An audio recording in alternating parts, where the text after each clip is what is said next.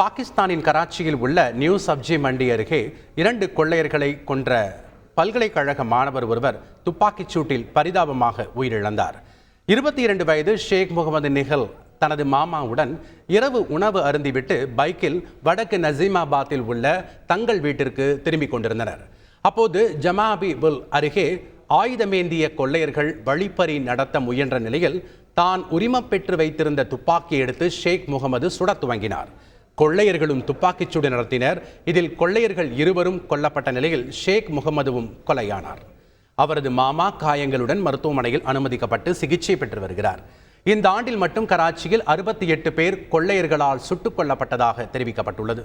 உலக நாடுகளின் எச்சரிக்கைகளையும் மீறி காசாவில் ரஃபா நகரில் தாக்குதல்களை தீவிரப்படுத்தப் போவதாக இஸ்ரேல் அறிவித்துள்ளது. இது அதிர்ச்சியை ஏற்படுத்தியிருக்கிறது. இஸ்ரேல் படைகளின் தாக்குதலுக்கு அஞ்சி லட்சக்கணக்கான மக்கள் ரஃபா நகரில் தஞ்சமடைந்த நிலையில் அவர்களின் தலைவிதி குறித்த உலகளாவிய எச்சரிக்கைகளையும் மீறி தரைவழி தாக்குதலை இன்னும் தீவிரப்படுத்தப் போவதாக இஸ்ரேல் உறுதியளித்துள்ளது.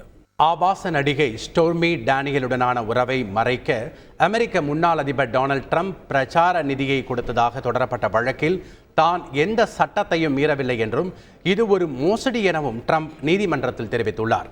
இது தொடர்பான வழக்கு நியூயார்க் நீதிமன்றத்தில் நடந்து வரும் நிலையில் பணம் தந்தது தொடர்பாக தொலைபேசியில் பேசியதாக ட்ரம்பின் முன்னாள் வழக்கறிஞரும் தற்போது அவருக்கு எதிரான சாட்சியாகவும் மாறியுள்ள மைக்கேல் ஹோகன் கூறியுள்ளது பொய் என்று ட்ரம்ப் வழக்கறிஞர் குற்றம் சாட்டியுள்ளார். ரஷ்யாவின் பாதுகாப்பு தொழில்துறை தளத்தை சீனா மறுசீரமைப்பது அமெரிக்காவிற்கு எதிரானது என்று குற்றம் சாட்டப்பட்டுள்ளது. இதன் மூலம் அமெரிக்காவிற்கு எதிரான கூட்டமைப்பை உறுதி செய்வதாக அமெரிக்க வெளியுறவுத்துறை துணை செய்தி தொடர்பாளர் வேதாந்த் பட்டேல் சாடியுள்ளார்.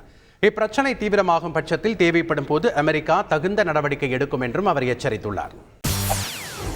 செய்திகளை உடனுக்குடன் தெரிந்து கொள்ள உடனே சப்ஸ்கிரைப் பண்ணுங்க.